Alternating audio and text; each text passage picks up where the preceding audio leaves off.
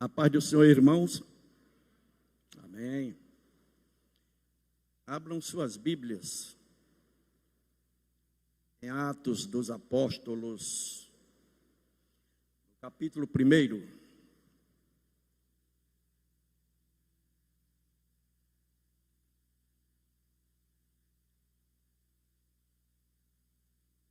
De 1 a 11.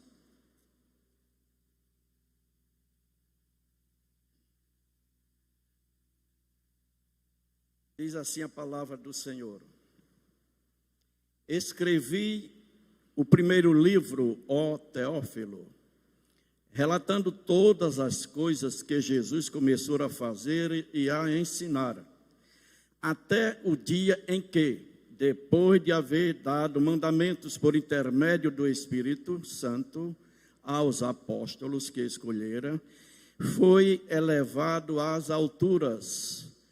A estes também,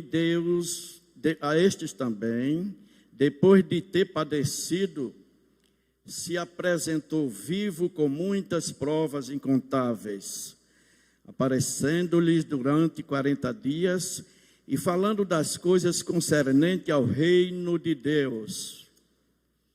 E comendo com eles, determinou-lhes que não se ausentassem de Jerusalém, mas que esperassem a promessa do Pai, a qual, disse ele, de mim ouvistes. Porque João Batista, na verdade, batizou com água, mas vós sereis batizados com o Espírito Santo, não muito depois destes dias. Então, os que estavam reunidos lhe perguntaram: Senhor, será este o tempo em que restaures o reino a Israel? Respondeu-lhes: não vos compete conhecer tempos ou épocas que o Pai reservou pela sua exclusiva autoridade, mas recebereis poder ao descer sobre vós o Espírito Santo, e ser-me-eis minhas testemunhas, tanto em Jerusalém como em toda a Judeia e Samaria e até aos confins da terra. Dita estas palavras, foi Jesus elevado às alturas à vista deles, e uma nuvem o encobriu dos seus olhos, e, estando eles com os olhos fitos no céu, enquanto Jesus subia, eis que 2 varões vestidos de branco se puseram ao lado deles, e lhes disseram: varões galileus, por que estás olhando para as alturas? Esse Jesus, que dentre vós foi assunto ao céu, de modo como viste, ele virá. Esse Jesus, da maneira que subiu ao céu, ele virá. Amém? Eu quero compartilhar com os irmãos nesta manhã sobre a ascensão de Jesus. Uma história bastante conhecida, mas foi um momento tão glorioso.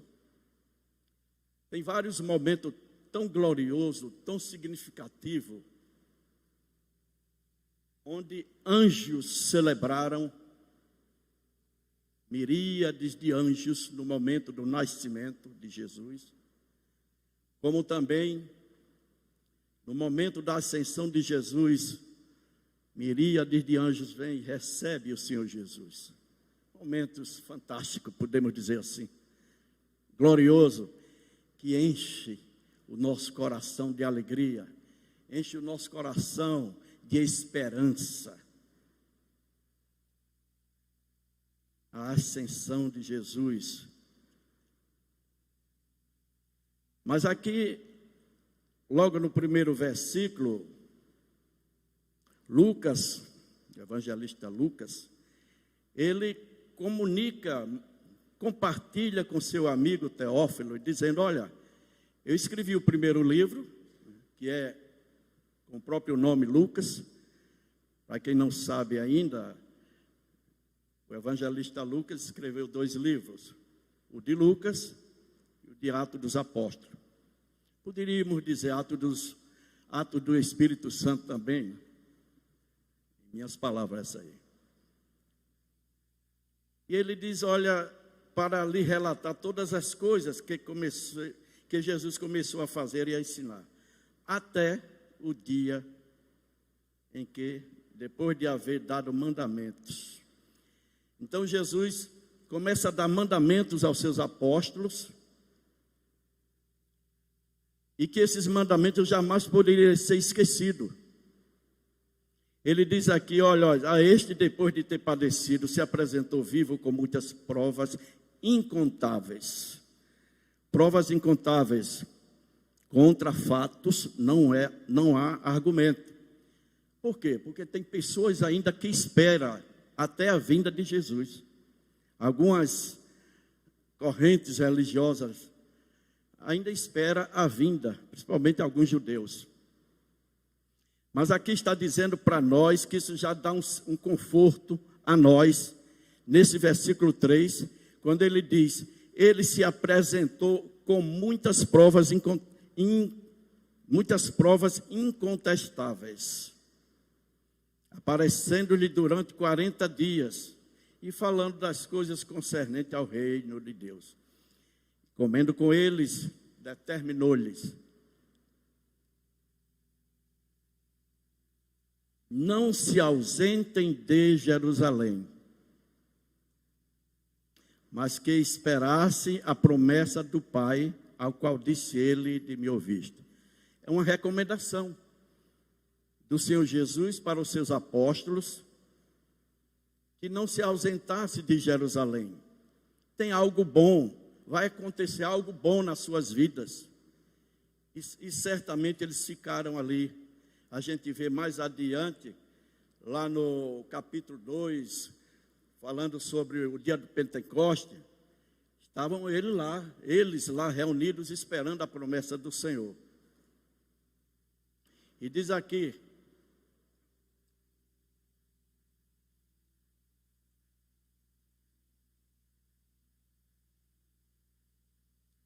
eles ficassem em Jerusalém, mas que esperasse a promessa. O versículo 5 diz, porque João Batista batizou com água, mas vós sereis batizados com o Espírito Santo. Que promessa maravilhosa. Não é, irmãos? Primeiro, ser batizado com água, batismo de arrependimento. E o selo da promessa, o Espírito Santo sobre aqueles apóstolos. Por que não dizer, este mesmo Espírito Santo sobre nossas vidas também, nos selando, que o Espírito Santo é o penhor da nossa salvação, a garantia da nossa salvação. Então, essa promessa se cumpre lá no Pentecoste, onde estavam mais de 120 homens ali no dia do Pentecoste, e mais os 11 apóstolos, e ali o Senhor Jesus concretizou a promessa para aqueles nossos irmãos ali já nascendo a igreja do Senhor. E ali eles saíram, se dispersaram, cada um para suas cidades, seus povoados, suas nações, que naquele momento foi um momento tão glorioso na vida daqueles irmãos, e a igreja começou a crescer no mundo daquela época, com homens cheios do Espírito Santo para realizar a obra do Senhor. Nós, por sua vez, precisamos também disso. A igreja do Senhor precisa do Espírito Santo, porque nós não podemos sair ao mundo, sair das quatro paredes, se não tivermos preparado, revestido do poder de Deus. Mas Deus mandou para eles ali, cumprindo a promessa, não saiam de Jerusalém, espere a promessa, porque após os 40 dias que eu estou com vocês, dizia Jesus, 10 dias depois da minha ascensão ao céu, eu estou mandando esta promessa para vocês, estou selando a minha igreja. No versículo 6, então os que estavam reunidos perguntaram, Senhor, será este o tempo que restaures o reino a Israel?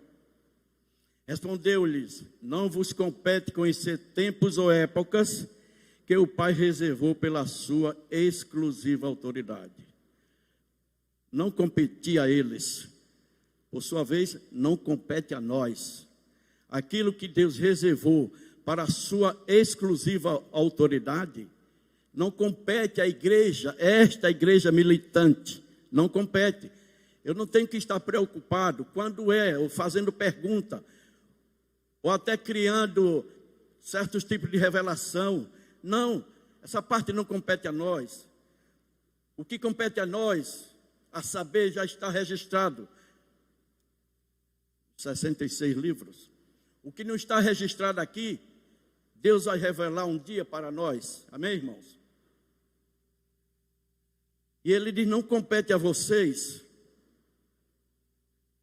Deuteronômio 29 diz para nós assim: as coisas encobertas pertencem ao Senhor nosso Deus, porém as reveladas nos pertencem a nós e aos nossos filhos, para que se cumpra para sempre toda a lei. Então isso é que nos compete. E o que é que nos compete agora? O que é que nos interessa agora, adiante aqui no versículo 8, agora o que interessa para nós, ele diz: mas recebereis poder ao descer sobre vós o Espírito Santo. Isso é que é o importante para a igreja, isso é que é o importante para mim, para vós outros. Mas não tente descobrir os arcanos de Deus, os segredos de Deus, porque é até um pecado, é uma afronta. Está guardado para nós, a palavra de Deus mostra o que vai acontecer para que a gente se prepare, fique sempre atento, observando, os sinais estão acontecendo, a vinda do Senhor está próxima. Para isso é necessário que cada dia estejamos firmes, olhando para Jesus, o autor e consumador da nossa fé, e não se embaraçar com seitas, com heresias que surgem a todo momento.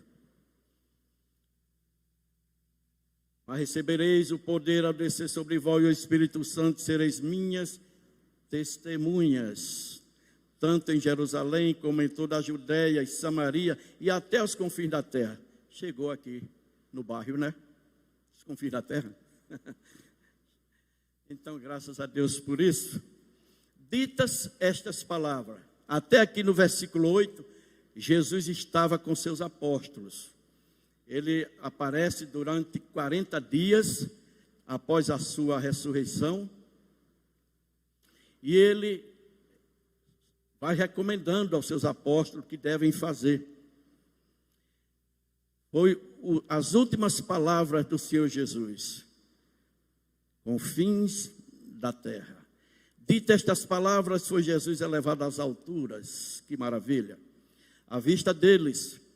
E uma nuvem o encobriu dos seus olhos.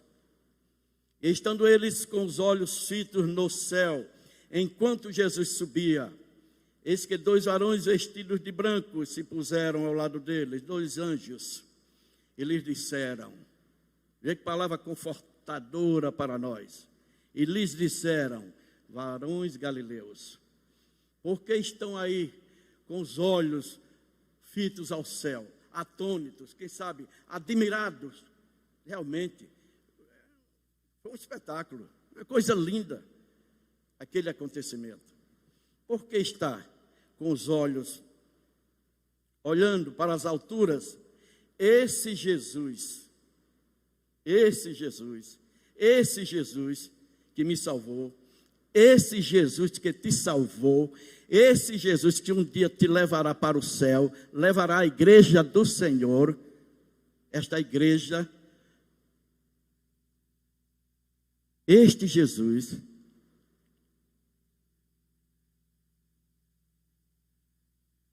que vocês estão vendo ele subir, ele virá do modo como viste.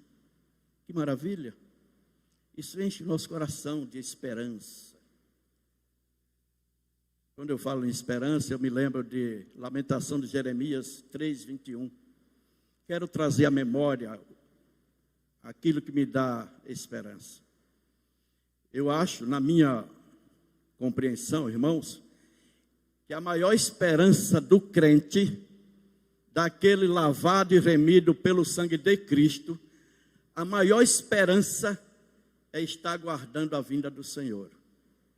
Amém? Não podemos perder esta esperança. A esperança que se vê não é esperança, mas a esperança que não vê é essa que eu espero.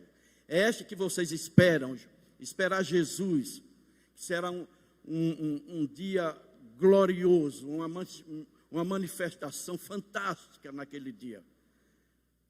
Alegria para a igreja do Senhor que está esperando, tristeza para quem nunca aceitou a Jesus. Graças a Deus por esta palavra, meu Senhor, meu Deus. Há vários textos na palavra de Deus, quando ele traz um conforto para nós. Romanos 8:18 diz assim, o apóstolo Paulo falando: porque para mim tenho por certo que as aflições deste tempo presente não podem ser comparadas com a glória que há de ser revelada a nós. Que maravilha! É confortável esta palavra, não é, irmãos? Portanto, fiquemos firmes esperando esta promessa se cumprir. Ainda falando sobre a ascensão de Jesus, Marcos 16:19, depois de lhes ter falado, o Senhor Jesus foi elevado às alturas e assentou-se à direita do Pai. O dia da ascensão de Jesus deixou de ser feriado em nosso país, deixou de ser dia santo, como se dizia antigamente.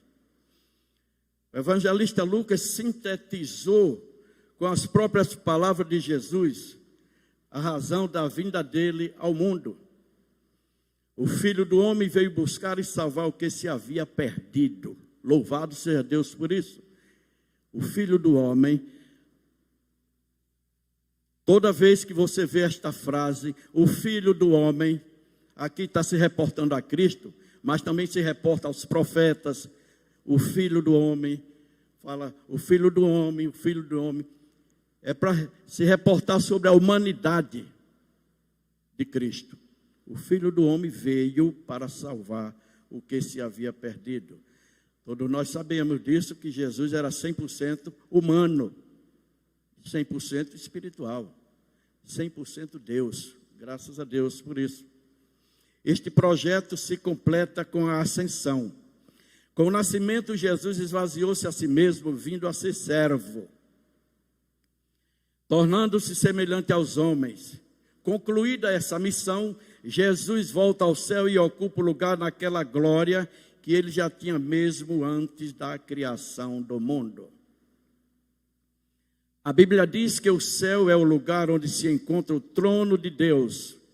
E tão real como Jesus veio e habitou entre nós, é o céu. Tão real. Ele se apresentou com muitas provas incontestáveis. Alguém tem dúvida? Creio que não. A Bíblia diz que o céu é o lugar onde se encontra o trono de Deus. E é tão real isto, meus irmãos. Imaginemos, meus queridos irmãos, imaginemos se a Bíblia nada falasse a respeito da ascensão de Jesus. Se ele tivesse simplesmente desaparecido do nosso planeta. Que ideia nós teríamos? Por isso, a ascensão de Jesus não pode ser ignorada. Tem que estar, firme. Jesus ressuscitou.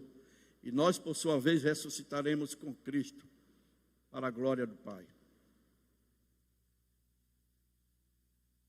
Por isso, a ascensão de Jesus não pode ser ignorada. É vital saber que Jesus voltou ao seio do Pai e que ali intercede por nós.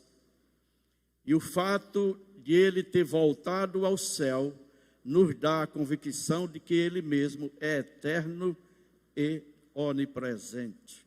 Amém? É eterno e onipresente. Está aqui, está em todo lugar. No momento da ressurreição de Cristo, ele sai daquele túmulo já em um corpo glorificado, um corpo glorioso, um corpo transcendental, a ponto de não estar sujeito às leis naturais que ele mesmo criou. Ele não estava mais sujeito às leis naturais. Ele passa pela parede, ele se apresenta a 2 discípulos no caminho de Emaús, ele se apresenta a 500, ele se apresenta a 7 pescadores lá na praia. Corpo glorioso. E a palavra de Deus diz para nós que assim como Jesus, o mesmo Espírito Santo que ressuscitou a Jesus, é esse mesmo que está em nós, para a glória de Deus Pai. É esse mesmo Espírito Santo que nos enche de vigor, de paz, de alegria, e nos dá as devidas condições para caminhar com Cristo,